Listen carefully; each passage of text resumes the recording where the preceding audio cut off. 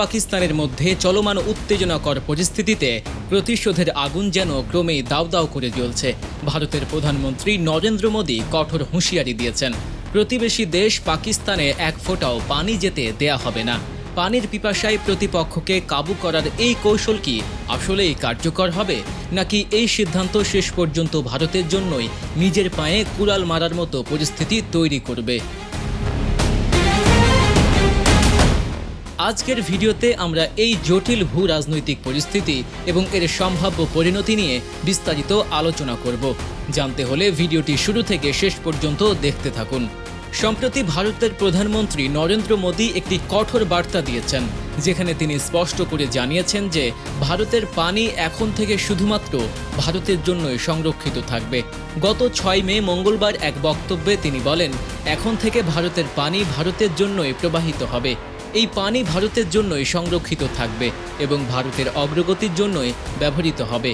যদিও মোদী তার বক্তব্যে সরাসরি কোনো দেশের নাম উল্লেখ করেননি, তবে এই বক্তব্যের প্রেক্ষাপট অত্যন্ত স্পষ্ট। 2 সপ্তাহ আগেই ভারত 65 বছর পুরনো সিন্ধু পানি বন্টন চুক্তি স্থগিত করেছে, যা মূলত পাকিস্তানের সাথে সম্পর্কিত। এই চুক্তি অনুযায়ী সিন্ধু নদের পানির একটি অংশ পাকিস্তান ব্যবহার করত। মোদীর এই ঘোষণায় স্পষ্টতই সেই চুক্তির ভবিষ্যৎ নিয়ে প্রশ্ন তৈরি করেছে। আপনারা দেখছেন, ভারত এবং পাকিস্তানের মধ্যে পানি নিয়ে উত্তেজনা ক্রমশ বাড়ছে। ভারতের বেশ কয়েকটি গুরুত্বপূর্ণ নদী পাকিস্তানে প্রবাহিত হয়েছে, যা দেশটির কৃষি ব্যবস্থার মূল ভিত্তি।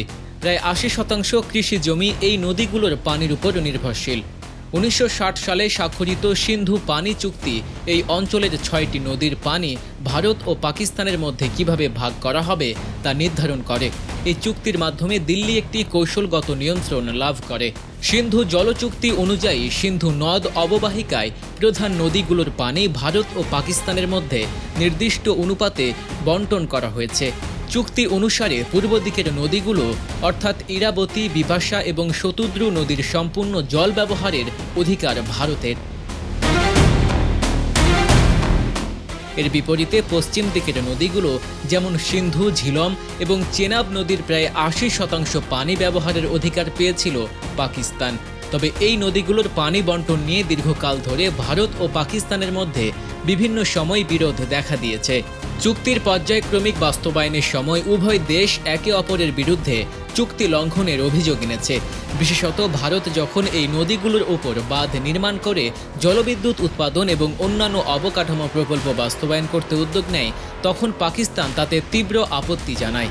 পাকিস্তানের মূল যুক্তি হল, ভারতের এই ধরনের কার্যকলাপ নদীর স্বাভাবিক জলপ্রবাহকে ব্যাহত করবে এবং এটি সিন্ধু জল চুক্তির সুস্পষ্ট লঙ্ঘন। তবে সাম্প্রতিককালে পরিস্থিতি জটিল হয়েছে।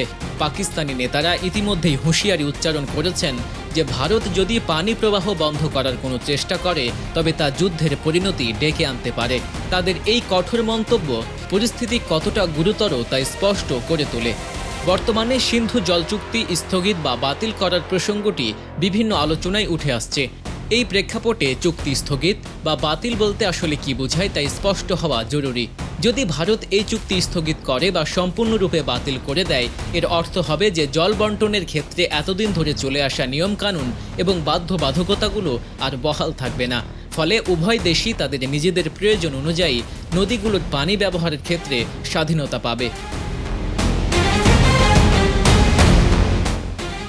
এখন প্রশ্ন হলো, চুক্তি বাতিল বা স্থগিত করার পর ভারত কি সিন্ধু অববাহিকায় নদীগুলোর পানি সম্পূর্ণরূপে আটকে দিতে সক্ষম হবে? বিশেষজ্ঞরা এই বিষয়ে ভিন্ন মত পোষণ করেন। তাদের মতে, বর্ষাকালে যখন নদীগুলো স্বাভাবিকের চেয়ে অনেক বেশি পানির প্রবাহ থাকে, তখন সেই বিপুল পরিমাণ জলরাশি আটকানো ভারতের পক্ষে কার্যত অসম্ভব। এর প্রধান কারণ হলো, এত বিশাল পরিমাণ পানি ধরে রাখার মতো পর্যাপ্ত ধারণ ক্ষমতা সম্পূর্ণ জলাধার বা সেই জল অন্য কোনো দিকে প্রবাহিত করার উপযুক্ত খালের অবকাঠামো ভারতের এখনও নেই। শত শত কোটি ঘনমিটার জলরাশিকে নিয়ন্ত্রণ করতে হলে ব্যাপক ও সুদূর প্রসারী পরিকল্পনা এবং বিশাল বিনিয়োগের প্রয়োজন, যা স্বল্প সময়ে বাস্তবায়ন করা বেশ কঠিন। তবে শুষ্ক মৌসুমে যখন নদীর প্রবাহ তুলনামূলকভাবে কম থাকে তখন ভারত কিছু পরিমাণে পানি নিয়ন্ত্রণ করতে সক্ষম হতে পারে, কিন্তু বর্ষাকালের মতো বিপুল জলরাশি আটকানো এবং অন্যত্র সরিয়ে নেওয়া তাদের বর্তমান অবকাঠামোগত সক্ষমতার বাইরে। তাই চুক্তি বাতিল বা স্থগিত হলেও প্রাকৃতিক জলপ্রবাহের উপর ভারতের সম্পূর্ণ নিয়ন্ত্রণ প্রতিষ্ঠা করা বেশ কঠিন হবে বলেই মনে করছেন বিশেষজ্ঞরা। ভারত যদি জলকে অস্ত্র হিসেবে ব্যবহার করতে চায় তাহলে তাদের নিজেদের সীমান্তের কাছাকাছি এলাকাগুলোই প্রথমে বন্যার কবলে পড়বে, কারণ তাদের বেশিরভাগ বাঁধ পাকিস্তান সীমান্ত থেকে বেশ দূরে অবস্থিত। তবে ভারত চাইলে অন্য একটি কাজ করতে পারে। তারা কোনো আগাম সতর্কতা ছাড়াই তাদের বাঁধগুলো থেকে জমা পলি সরাতে পারে। হিমালয় থেকে আসা নদীগুলোতে প্রচুর পলি থাকে যা বাঁধের গেটে জমে যায়। হঠাৎ করে এই পলি ছাড়া হলে তা নিচের দিকে থাকা পাকিস্তানের জন্য মারাত্মক ক্ষতির কারণ হতে পারে। এখানে ভূরাজনীতির একটা দিক আছে। ভারত যেমন পাকিস্তানের উজানে সুবিধাজনক অবস্থানে রয়েছে, তেমনি চীন আবার ভারতের উজানে অবস্থিত। বিশেষ করে ব্রহ্মপুত্র নদের ক্ষেত্রে ভারত চীনের উপর নির্ভরশীল, আর সিন্ধু নদের উৎপত্তিস্থল চীন নিয়ন্ত্রিত তিব্বতে। এখানে থাকা গুরুত্বপূর্ণ বিষয় মনে রাখতে হবে যে পাকিস্তানের সাথে চীনের খুবই ভালো বন্ধুত্ব রয়েছে, অন্যদিকে ভারতের সাথে চীনের সম্পর্ক তেমন বন্ধুত্বপূর্ণ নয়। এই পরিস্থিতিতে যদি ভারত সিন্ধু নদের পানি আটকে রাখার চেষ্টা করে তাহলে চীনও একই কৌশল নিতে পারে। যেহেতু চীন ব্রহ্মপুত্র নদের উজানে অবস্থিত, তাই তারা চাইলেই সেই নদীর পানি প্রবাহ নিয়ন্ত্রণ করতে পারে। এর ফলে ভারতের উত্তর পূর্বাঞ্চল, বিশেষ করে আসাম এবং এর সংলগ্ন এলাকাগুলোতে খরার সৃষ্টি হতে পারে। আবার হঠাৎ করে অতিরিক্ত পানি ছেড়ে দিলে বন্যার ঝুঁকিও বেড়ে যেতে পারে।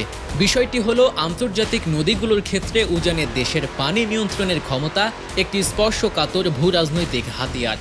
ভারত যদি পাকিস্তানের সাথে সেই অস্ত্রের ব্যবহার করে তবে তাদের নিজেদেরও একই ধরনের পরিস্থিতির শিকার হওয়ার সম্ভাবনা থাকে চীনের কাছ থেকে, কারণ চীন ব্রহ্মপুত্র নদের উৎপত্তিস্থলে শক্তিশালী অবস্থানে রয়েছে এবং তাদের যে কোনো পদক্ষেপ ভারতের উত্তর পূর্বাঞ্চলের পরিবেশ ও অর্থনীতির ওপর বড় ধরনের প্রভাব ফেলতে পারে। তাই পানি বন্ধের মতো পদক্ষেপ নেয়ার আগে ভারতকে এই দিকটিও গভীরভাবে বিবেচনা করতে হবে। 2016 সালে কাশ্মীরে সন্ত্রাসী হামলার পর ভারত পাকিস্তানকে হুমকি দিয়ে বলেছিল যে রক্ত আর পানি একসাথে বইতে পারে না।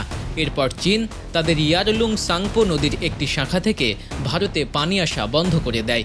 এই নদীটি ভারতের ব্রহ্মপুত্র নামে পরিচিত। যদিও চীন তখন বলেছিল যে তারা একটি জলবিদ্যুৎ প্রকল্পের জন্য এটি করেছে, তবে অনেকে মনে করেন সেটি পাকিস্তানের সমর্থনে নেওয়া একটি পদক্ষেপ ছিল। পাকিস্তানের ঘনিষ্ঠ বন্ধু চীন তিব্বতের ইয়ারলুং সাংপো নদীতে বিশাল জলবিদ্যুৎ প্রকল্প তৈরি করেছে। ভারত আশঙ্কা করছে যে এর ফলে ব্রহ্মপুত্র নদের পানি প্রবাহে প্রভাব পড়বে এবং নদীর ওপর চীনের নিয়ন্ত্রণ বাড়বে। যদিও চীন বলছে যে এই বাঁধের কারণে পরিবেশের তেমন ক্ষতি হবে না।